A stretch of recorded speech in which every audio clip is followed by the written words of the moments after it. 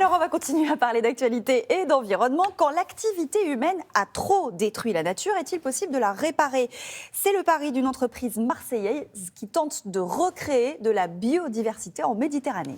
Entre la pollution, la pêche et le va-et-vient des bateaux, on estime que seulement un poisson sur 100 parmi toutes les naissances sur nos côtes atteindra l'âge adulte. Des scientifiques ont donc imaginé, Nathalie, une nurserie. Une nurserie dans des aquariums où grandissent des milliers de petits poissons qui ensuite seront relâchés une fois atteinte une taille acceptable. Explication avec Jean-Marc Sigaud. Regardez.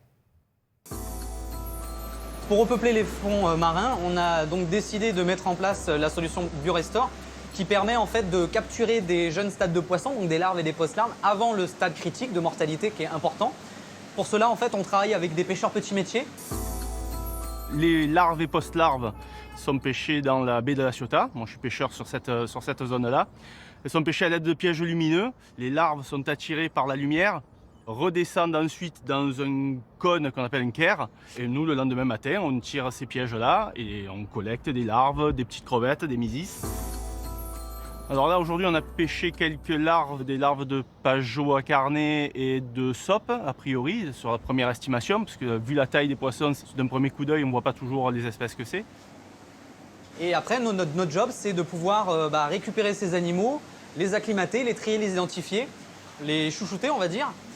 Donc là, j'ai préparé l'aquarium où j'ai déjà placé du plancton et je mets un petit linge sombre pour les garder justement dans la pénombre pour limiter le stress sur les phases d'acclimatation dans la ferme. Ces animaux qui sont arrivés en ferme à peu près à 5-10 mm, au bout de 6 mois, ils vont être plus grands, plus forts, plus autonomes. Et donc là, ils vont pouvoir être remis en milieu naturel à une taille qu'on dit refuge. Donc c'est une taille qui est de 7 cm. On considère cette taille où l'animal il est suffisamment autonome, à l'abri de la prédation, et il va pouvoir faire sa vie en regagnant la grande bleue. Les animaux en fait de même taille, de même espèce qui évoluent, qui étaient restés dans le milieu naturel, quand on libère nos animaux, on voit ils viennent, ils fusionnent avec eux naturellement, ça fait plus qu'un banc. Et en fait quand on voit ça, c'est une grande satisfaction parce qu'on voit que du coup ces 6 mois d'élevage, ils ont vraiment servi et que voilà, ça fait plus qu'un et là on sait qu'on a fait du bon boulot.